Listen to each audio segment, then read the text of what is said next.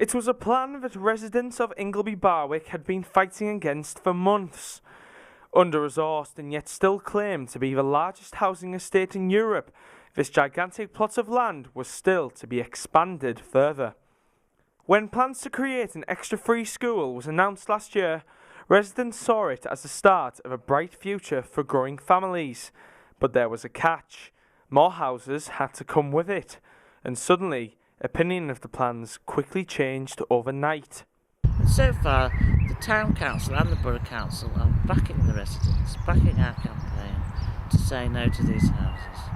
We're waiting now for the government, for Mr Pickles, to determine on the second of the 550 houses application, and we're all just keeping our fingers crossed, although he hasn't come to Ingleby Barwick, to see for himself that he will support the residents and not allow these houses to go ahead. It was very good to know that unanimously all the officers of the council and the councillors were absolutely behind residents, saying this is not a good thing. It does give you heart if the professionals who represent or work here know that it's wrong. There's an application that's for the 70 plus houses hasn't gone to the planning committee yet, so we'll be gearing up, ready for that going to the planning committee, and also submitting comments to the inspector.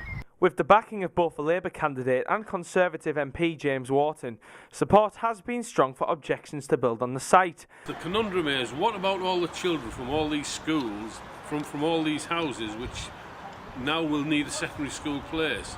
So I shall continue to campaign.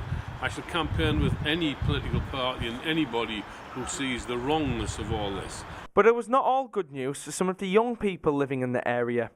Callum Parry, a young student, had originally welcomed the changes, seeing them as an opportunity for young people to stay in their local area by moving into their first home.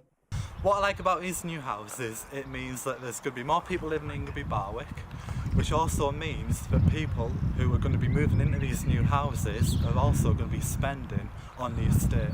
On the surface, the rejection seemed to be a good thing for the housing estate. But with other students like Callum looking to purchase their first home in the area, should this decision be reconsidered in the future?